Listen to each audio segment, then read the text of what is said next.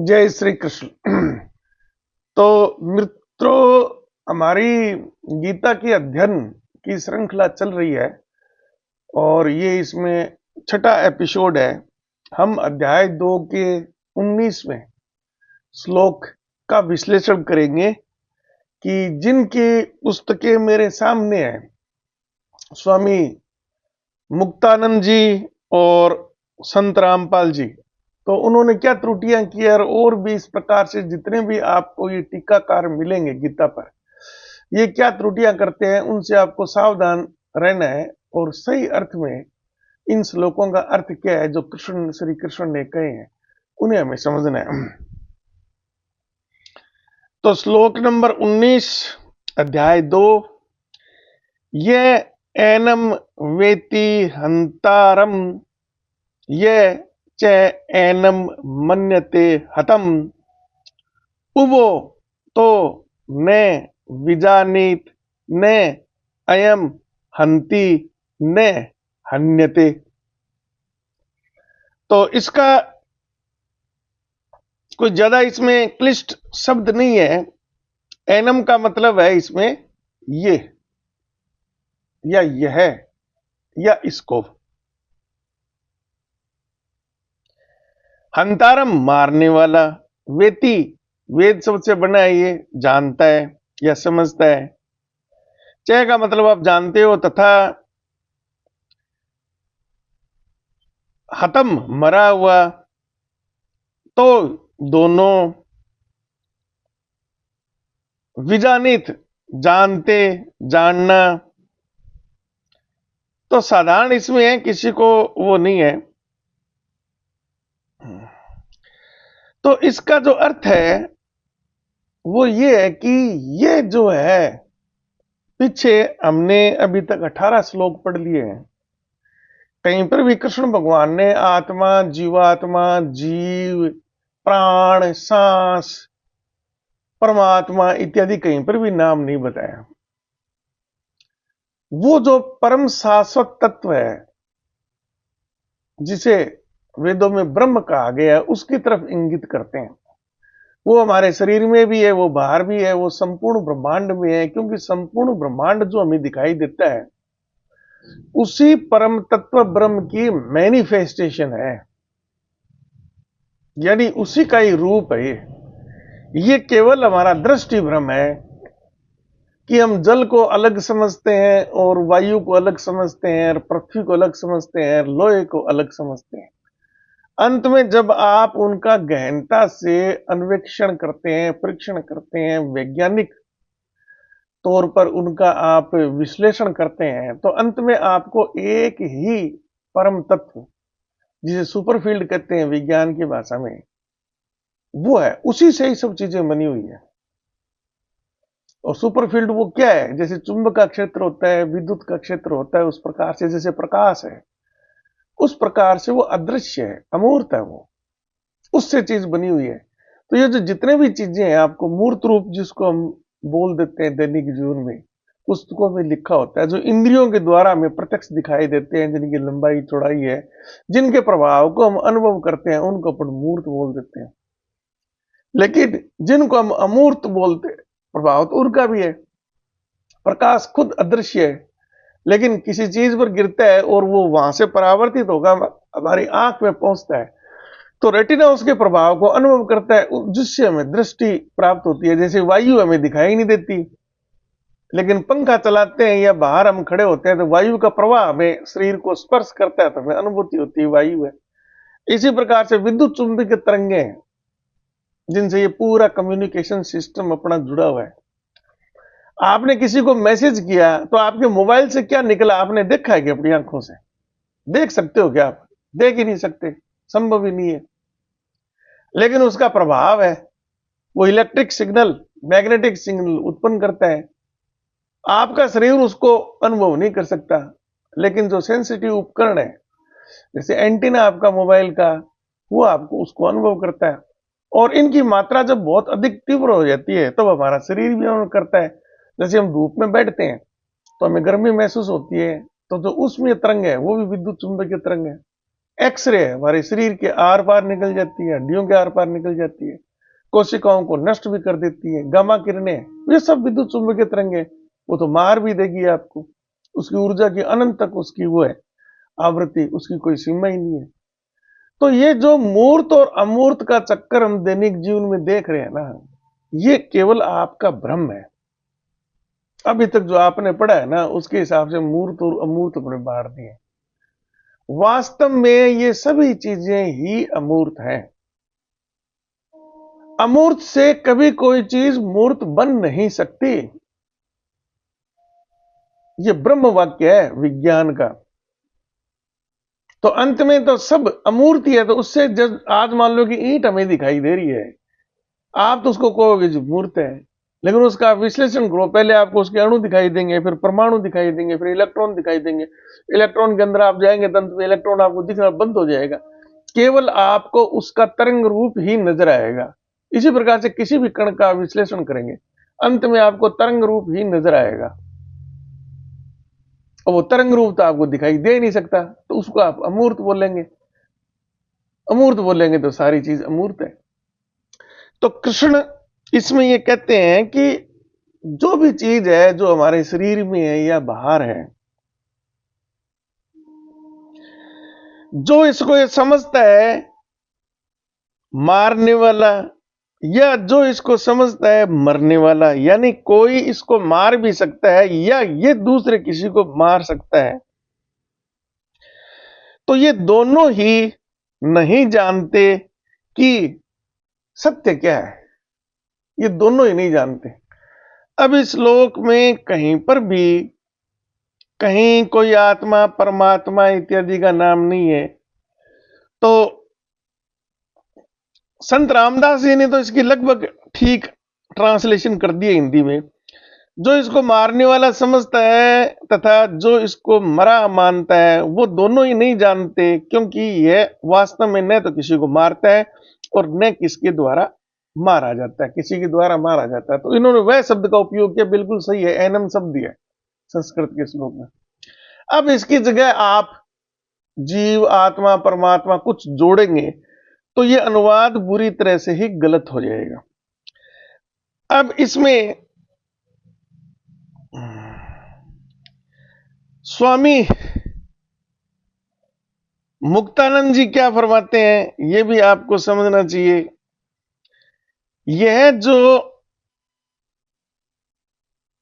वह जो ये सोचता है कि आत्मा को मारा जा सकता है या आत्मा मर सकती है, ये दोनों ही अज्ञानी है। वास्तव में आत्मा ने तो मरती है और नहीं उसे मारा जा सकता। अब इन्होंने आत्मा शब्द घुसेड़ दिया, बस यहीं से यह अनुवाद पूरी तरह से त्रुटिपूर्ण हो गया और इसका अर्थ भी पूरी तरह से ही भिन्न हो गया। अब आप दैनिक जीवन के शब्दों में जो आत्मा शब्द प्रयोग करता है ना, वहां पर आप इसकी चक्कर गद्दी खाते रहेंगे। असलियत आपको कभी भी पता नहीं लगेगी कि कृष्ण भगवान क्या बताना चाह रहे हैं। यार ये कहां पर ले कृष्ण भगवान बात कर रहे हैं, ब्रह्म के लिए लिया है आत्मा। आत्मा इस शब्द का उपयोग, पहली बात तो यहां पर आत्मा नाम होना ही नहीं चाहिए, अनुवाद में तो होना ही नहीं चाहिए। उदाहरण के लिए जैसे अंग्रेजी में मान लो कोई वाक्य है बहुत सिंपल, ही इज गोइंग, वह जा रहा है। इसका अनुवाद हिंदी में होगा वह जा रहा है। अब इसमें आप अपनी मर्जी से जोड़ दे जी मैं जा रहा हूं, तो ही इज गोइंग का यह अनुवाद नहीं है। या रमेश जा रहा है, वो भी गलत है। आप उस वह की जगह आप किसी पर्टिकुलर संज्ञा को जोड़ दोगे तो वो गलत हो जाएगा। इसी प्रकार से ही इज गोइंग, इसका हिंदी में अनुवाद होगा वह जा रहा है।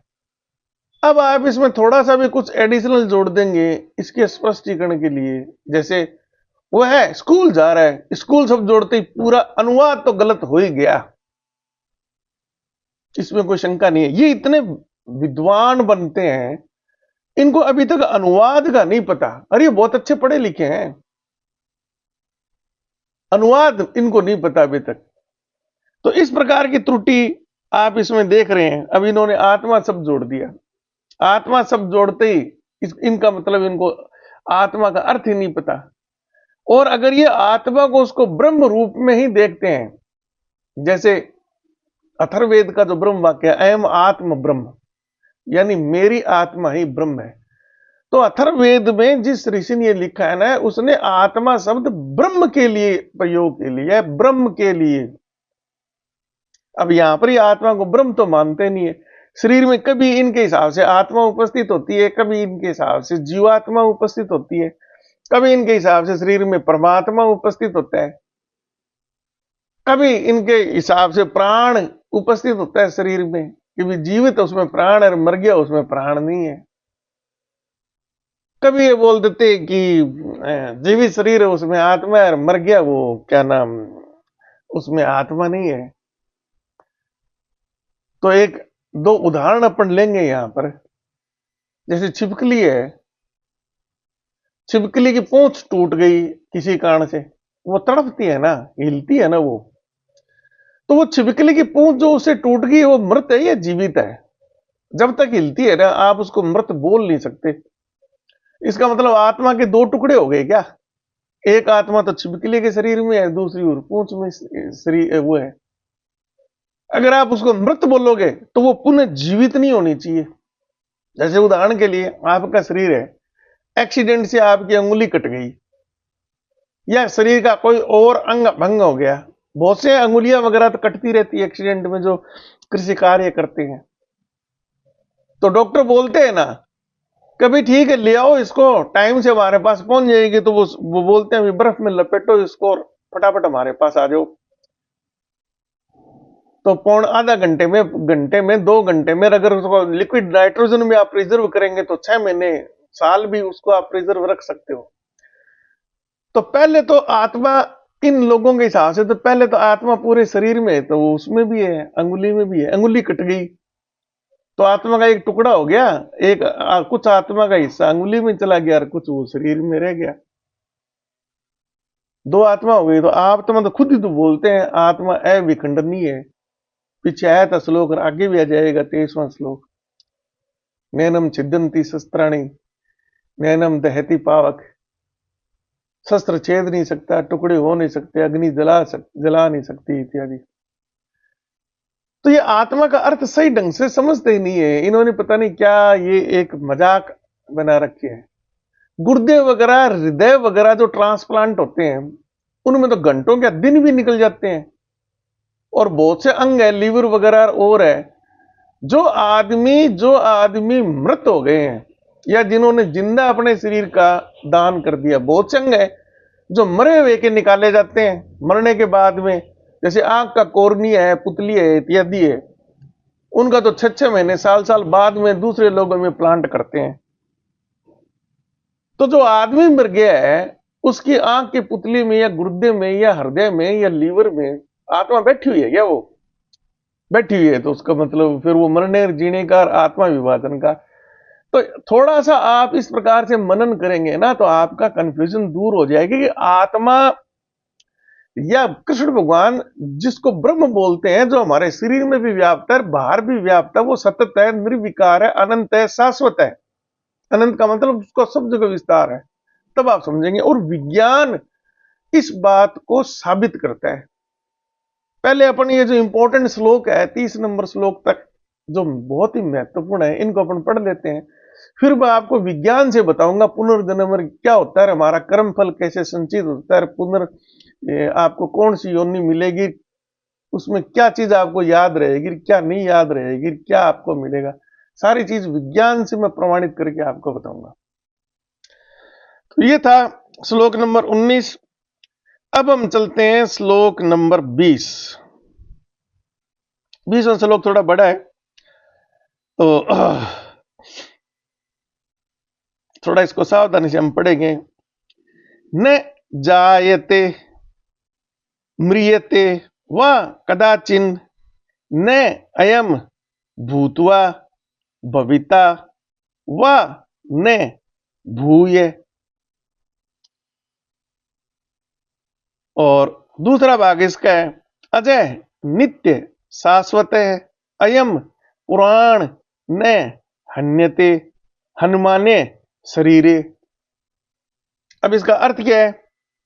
इसमें भी वही शब्द हैं लगभग।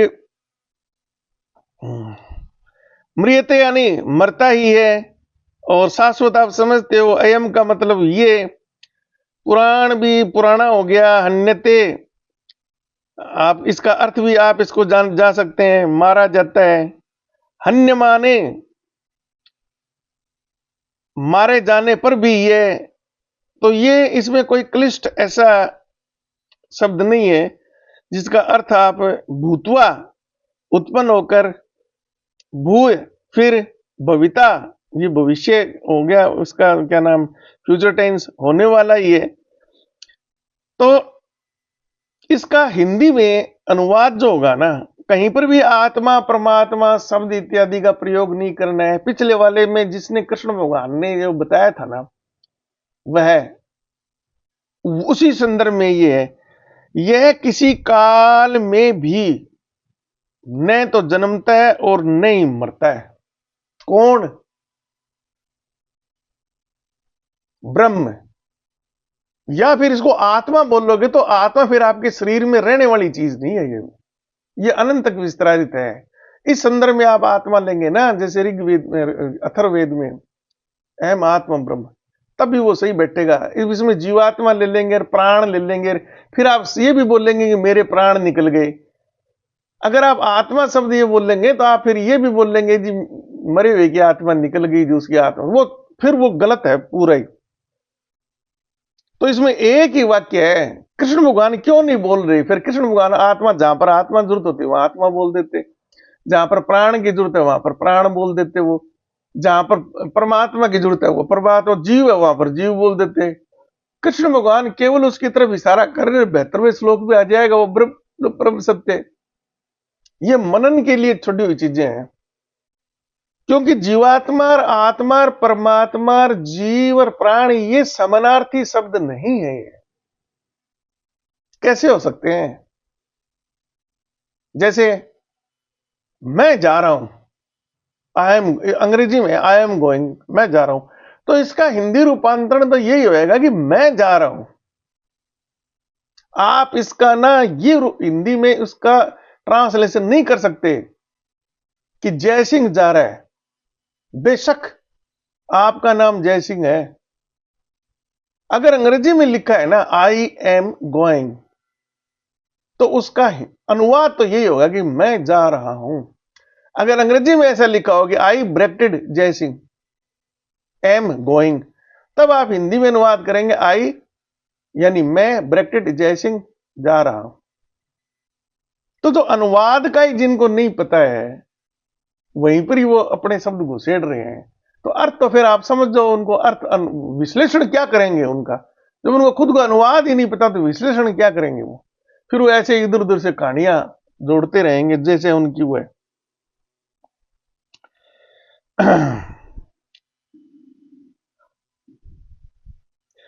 तो यह किसी काल में भी न तो जन्मता है और न ही मरता ही है, तथा न यह उत्पन्न होकर फिर होने वाला ही है, क्योंकि यह अजन्मा, नित्य, सनातन और पुरातन है। शरीर के मारे जाने पर भी यह नहीं मरता है। तो ये इन्होंने तो बिल्कुल ठीक किया है संत रामपाल जी ने। और मुक्तानंद जी का, मुकुंदानंद जी का जो है ना ट्रांसलेशन, वो बिल्कुल ही त्रुटिपूर्ण है। वह जो ये सोचता है कि आत्मा को मारा जा सकता है या आत्मा मर सकती है, वे दोनों ही ज्ञानी है। वास्तव में आत्मा न तो मरती है और न ही उसे मारा जा सकता है। अब इसमें आत्मा शब्द इन्होंने अनावश्यक जोड़ दिया। एनम का शब्द होता है वह, तो वह शब्द इसमें आना चाहिए। इसी प्रकार से श्लोक नंबर 21, वेद अविनाशिनम नित्यम यह एनम अजम अव्ययम कथम स पुरुष पार्थ कम घातयति हंति कम। अब इसमें पार्थ का तो आप मतलब समझ गए, अर्जुन के लिए किया गया प्रथापुत्र। एनम फिर उसी प्रकार से यह है। अविनाशम का मतलब नाश रहित, नित्यम का मतलब नित्य, अजम अजन्मा, अवयम अविनाशी, वेद यानी जानता है, वेदित।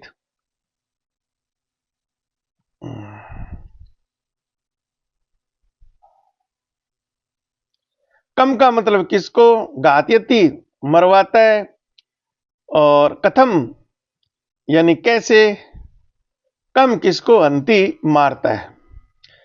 तो ये इसके जो संस्कृत के शब्द हैं उनके अर्थ हैं। अब इसमें एनम शब्द आया है, यह है। अब इसकी जगह जिसने जो भी अतिरिक्त शब्द जोड़ा है, परमात्मा जोड़ा है और जोड़ा है, तो ये टोटल ही अनुवाद गलत है। अब इसमें संत रामपाल जी ने यहां पर क्या इसका अनुवाद किया है, हे प्रथा पुत्र। अब पार्थ है तो इसको केवल पार्थ ही बोलो, आप प्रथा पुत्र है तो अर्जुन जोड़ने की जरूरत नहीं है इसमें ट्रांसलेशन में। हे प्रथा पुत्र, जो व्यक्ति इसे नित्य अजन्मा और अविनाशी जानता है, वह व्यक्ति किसको मरवाता है और कैसे किसको मारता है, ये तो इसका शुद्ध हो जाएगा अनुवाद। लेकिन रामपाल जी ने इसमें त्रुटि क्या कर दी है, हे प्रथा पुत्र अर्जुन, तो अर्जुन अनावश्यक जोड़ दिया। जो व्यक्ति इस आत्मा सहित परमात्मा को नाश रहित नित्य अजन्मा, अब इन्होंने एनम की एनम जो शब्द है संस्कृत का श्लोक में, यानी इसे, इस इसे में इन्होंने आत्मा भी जोड़ दिया और परमात्मा भी जोड़ दिया। आत्मा सहित परमात्मा, ओ हो, आत्मा भी है शरीर में, परमात्मा भी है, वो थारा भला हो। इसका मतलब दो इन्होंने अलग माने, आत्मा अलग चीज और परमात्मा। और यहां पर क्या है कि आत्मा और परमात्मा दोनों है, कहीं पर अकेला परमात्मा है और कहीं पर अकेली आत्मा है। तो ऐसे इन्होंने मजाक बना रखे हैं। तो हे प्रतापुत्र अर्जुन, जो व्यक्ति इस आत्मा सहित परमात्मा को नाश रहित नित्य अजन्मा और अविनाशी जानता है, वे व्यक्ति किसको मरवाता है और कैसे किसको मारता है। तो इन्होंने तब की संत रामपाल जी ने पूरा इसका मजाक ही बना दिया। अब इसका अपन लेते हैं, मुक्तानंद जी ने क्या इसकी ट्रांसलेशन की है। तो मुकुंदानंद जी ने इसकी ट्रांसलेशन की है, हे पार्थ, वह जो ये जानता है कि आत्मा अविनाशी, शाश्वत, अजन्मा और अपरिवर्तनीय है, वह किसी को कैसे मार सकता है या किसी की मृत्यु का कारण कैसे हो सकता है। तो ये रामपाल जी से थोड़े कम है, इन्होंने केवल आत्मा शब्द यूज किया, रामपाल जी ने तो आत्मा और परमात्मा दोनों ही शब्द प्रयोग कर लिए थे। अब अपन चलते हैं श्लोक नंबर 22। ये बहुत ज्यादा प्रचलन में श्लोक सुना जाता है।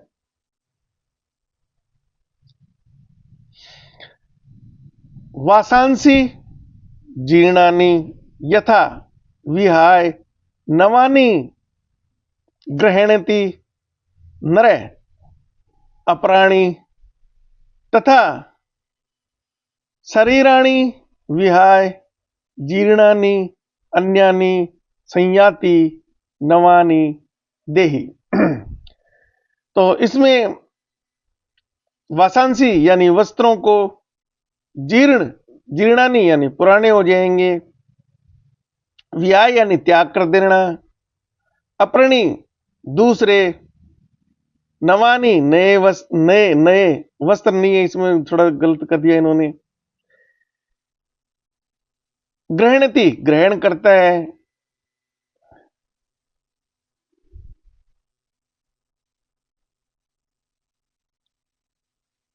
नर अपराणी। अच्छा,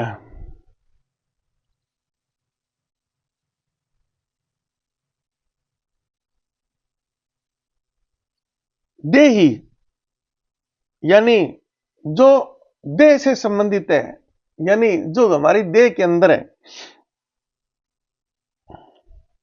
बाकी तो हो गई सारी चीजें, इसमें कोई और वो नहीं है। तो इसका अर्थ ये है, नर मनुष्य, जैसे मनुष्य पुराने वस्त्रों को त्याग कर दूसरे नए वस्त्रों को ग्रहण करता है, वैसे ही यह पुराने शरीर को त्याग कर दूसरे नए शरीर को प्राप्त करता है। यह इसका शुद्ध हिंदी अनुवाद है। अब रामपाल जी ने इसमें क्या कर दिया, जो हमारे शरीर में है, मर जाएंगे तो ये शरीर यहां रह जाएगा और हमें दूसरा शरीर मिल जाएगा, तो वो ब्रह्म है। अभी ये शरीर के अंदर जो है वो शरीर में पूरी तरह से व्याप्त है, बाहर भी वो पूरे ब्रह्मांड में व्याप्त, वो ब्रह्म है। अभी उसका शरीर ये है, बाद में शरीर उसका दूसरा हो जाएगा। तो रामपाल जी ने इसको बना दिया जीवात्मा। जैसे मनुष्य पुराने वस्त्रों को त्याग कर दूसरे नए वस्त्रों को ग्रहण करता है, वैसे ही जीवात्मा पुराने शरीरों को त्याग कर दूसरे नए शरीर को प्राप्त करती है। ये जीवात्मा शब्द उन्होंने अनावश्यक इसमें जोड़ा, और इससे पूरा श्लोक ही त्रुटिपूर्ण हो जाता है इसका अर्थ। क्योंकि ये जो इस प्रकार के वक्ता है ना, ये जीव, जीवात्मा, आत्मा, इन सबको ये अलग अलग मानते हैं ये। और जीव में भी सूक्ष्म जीव, आत्मा भी सूक्ष्म आत्मा, और शरीर में भी व्रत, क्या नाम है, शरीर और सूक्ष्म शरीर, क्या नाम, इसमें भी शरीर भी 3 प्रकार के ये मानते हैं। तो इनके ना अलग अलग परिभाषाएं इनकी है, और वो अलग अलग इनके अर्थ लेते हैं। लेकिन कृष्ण भगवान जिस चीज की तरफ इंगित कर रहे हैं ना, वो एक परम तत्व है, इसीलिए तो वो उसका नाम नहीं रख रहे, वो ब्रह्म है। और ये अपनी मर्जी से ना, जहां जिसको जैसा समझ में आया है, कपड़ा है तो उसके हिसाब से वो उन्होंने कहीं जीवात्मा लिख दिया। और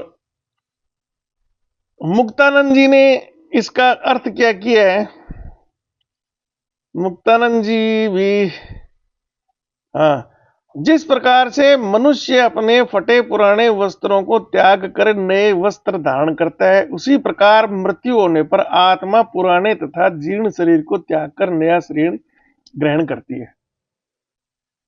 उन्होंने जीवात्मा लिख दिया संत रामपाल जी ने, इन्होंने उसी चीज को आत्मा बोल दिया। तो विवेक तो इनमें हो गया, ज्ञानियों में।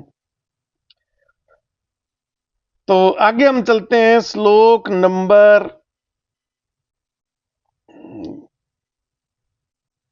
23। श्लोक नंबर 23 ये है जो सबसे प्रचलित कैलेंडरों वगैरह पर छपा रहता है। और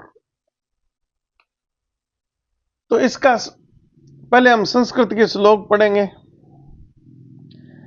न एनम छिदंती शस्त्राणि, न एनम दहति पावकः, न च एनम क्लेदयन्ति आपः, न शोष्यति मारुतः।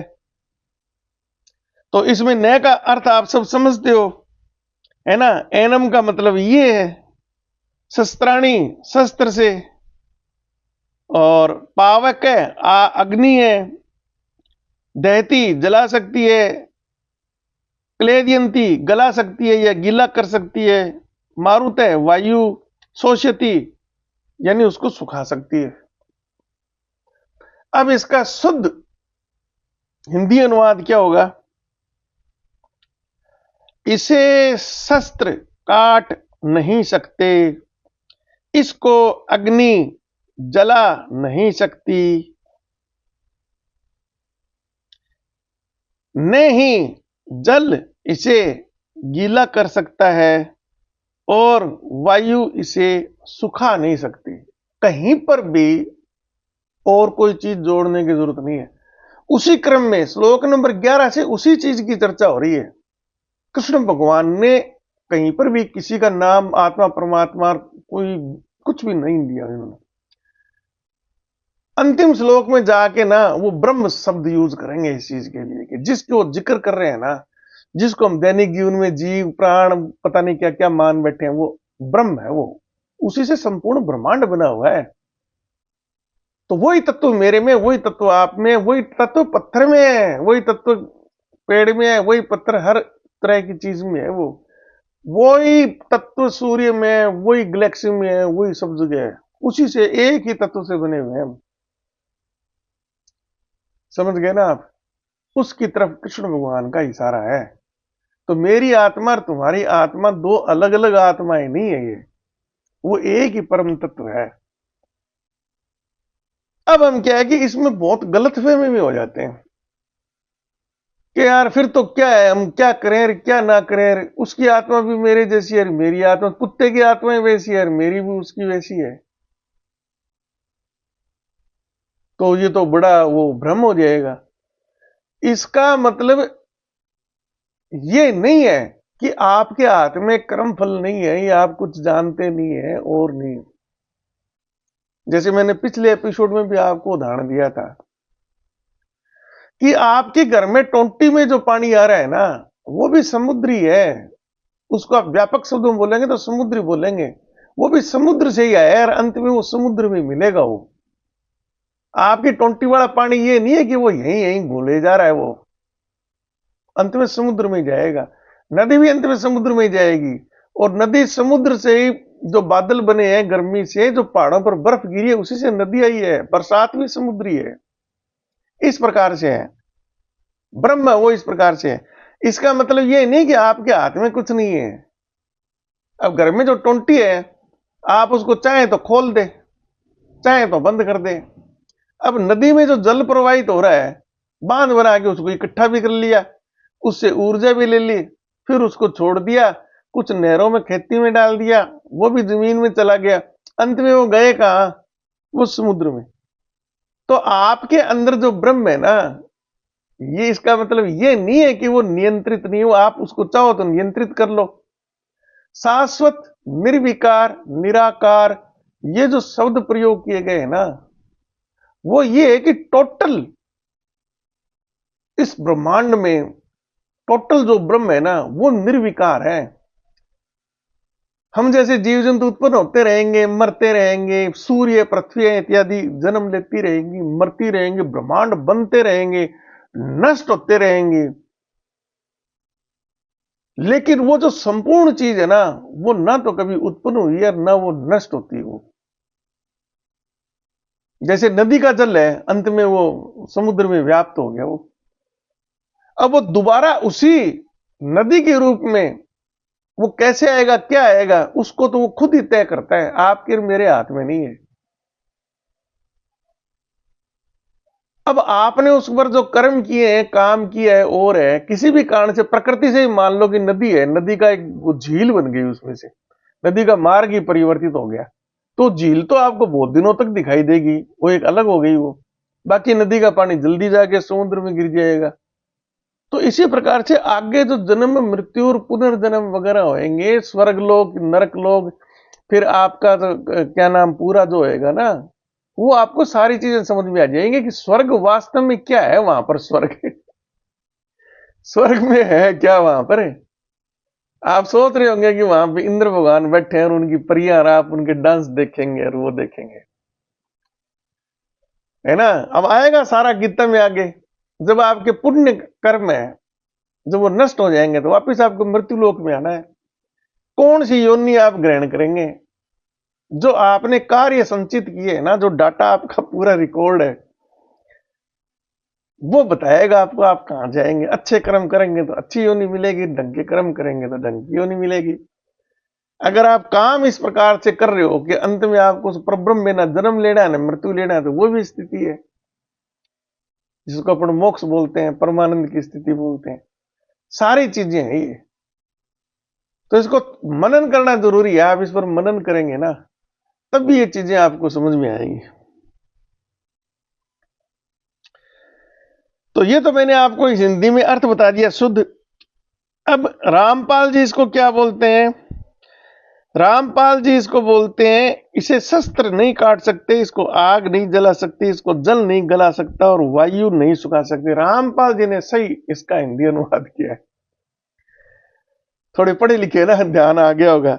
अब हमारे मुक्तानंद जी ने क्या लिखा है इसको?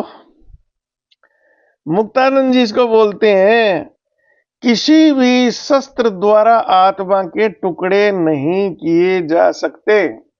लो जी, आत्मा आ गई। नहीं अग्नि आत्मा को जला सकती है, नहीं जल द्वारा इसे गीला किया जा सकता है, नहीं वायु इसे सुखा सकती है। तो मुक्तानंद जी तो गलत हो गए ना।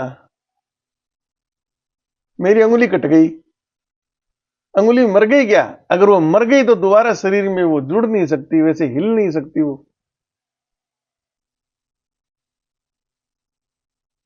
अगर वो जिंदा है, अंगुली कटने के बाद में मान लो बर्फ में लगा दिया थोड़े समय, जिसकी जितना भी उसका हुआ है टाइम डॉक्टरों के हिसाब से, वो आत्मा के तो टुकड़े हो गए ना। वो जो मर गया वो तो कभी जिंदा हो नहीं सकता ना।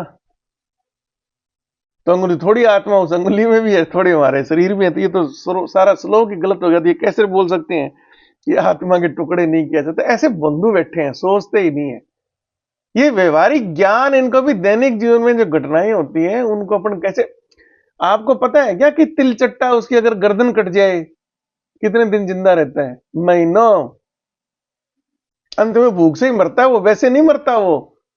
उसका सिर भी हिलता रहेगा और उसकी बाकी धड़ भी चलती फिरती रहेगी। बहुत से मिल जाएंगे आपको जीव, हजारों हजारों साल से आपको मिल जाएंगे। ये तो क्या नाम, कोशिका विभाजन, अमीबा जो है, अमीबा जीव है कि निर्जीव है? मुक्तानंद जी से पूछेंगे अपने, वो कहेंगे जीव है जी, है तो जीव ही है। कैसे करता है वो प्रजनन? एक के ही दो टुकड़े हो जाते हैं। तो अमीबा की आत्मा जैसे ही वो दो हुए तो दो आत्माएं हो गई वो, फिर वो दो से चार हो गई। Very good. एक ही आत्मा के टुकड़े तो हो रहे हैं ना फिर आपके हिसाब से। तो इनको सही समझ नहीं है, ये केवल अपनी दुकानें चला रहे हैं, बस मेरी तरह भगवान धारण कर लिए ठाट से अपना वो कर रहे हैं। तो बाकी इंपॉर्टेंट श्लोक है, आगे लेंगे हम, अगले एपिसोड में लेंगे। तो इन पर आपको मनन करना जरूरी है। वीडियो को अधिक से अधिक लाइक करिए, शेयर करिए, और आप है ना कमेंट लिख के मेरे को भेजो आप कि आपको ये सीरीज या जो अभी तक जितने मैंने एपिसोड बनाए हैं 52, 53, 55, वो आपको कैसे लग रहे हैं। आपके कमेंट में प्रश्न आएंगे, मेरी गलती आप निकालो, तब मैं उनका आपको उत्तर दूंगा। आपको हो सकता है एक बार लगे कि भी ये गलत बोल दिया, या उच्चारण मेरी क्या कि थोड़ी जीभ में प्रॉब्लम है, 65 है, थोड़ा उच्चारण में थोड़ा मेरे से गलती हो सकती है। तो और बाकी जो मैं आपको अर्थ बताऊंगा वो बिल्कुल सही बताऊंगा। मैं तो वैज्ञानिक हूं ना, मैं आपको पूरे प्रमाण दूंगा, मैं आपको पुनर्जन्म आपका करवा के दिखा दूंगा। कमेंट लिखिए आप, कमेंट लिखेंगे, आपके प्रश्न है वो आप मेरे को लिखेंगे, तभी मैं जान पाऊंगा।